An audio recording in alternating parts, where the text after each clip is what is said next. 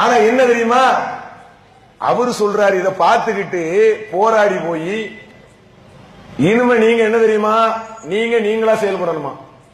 அவங்க அமைப்புல புதிய சட்டம், யாரையும் கேட்க கூடாதான். இதையா வழிகேடு? வழிகேடுனா என்ன வழிகேடு? யாரையும் கேட்க கூடாதுங்கிறது பேர் தான் வழிகேடு. இந்த கிளைய அந்த கிளை கேட்காதா, அவங்கள இவங்க கேட்க மாட்டாங்களா? ஏன்னு கேட்டா அது ஒரு தப்பான சித்தாந்தமா. அப்படி ஜமாத் அப்படி பக்க பலமா இருக்கிறீங்கல்ல, மாவட்டம் கிளை மாநிலம் என்று சொல்லி இந்த நெட்வொர்க் பலமாக இருக்கிறது, அதுக்கு மாற்றமாக பதில் சொல்றாங்களாம். இனிமே நீங்களும் அப்படி கிடையாது. உங்களெல்லாம் நான் யாரும் கேட்கவே மாட்டேன்.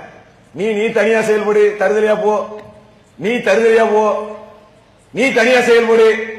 அப்ப திருமறை குர்ஆன்ல அல்லாஹ் சொல்லி காட்டானே, அல்லாஹ்வுக்கும் அல்லாஹ்வுடைய தூதருக்கும் கட்டுப்படுங்கள், ஊழில் அம்ரி மின்கும், உங்களிலே அதிகாரம் உள்ளவர்களுக்கும் கட்டுப்படுன்னு சொல்றானே, அந்த அதிகாரம் என்னது?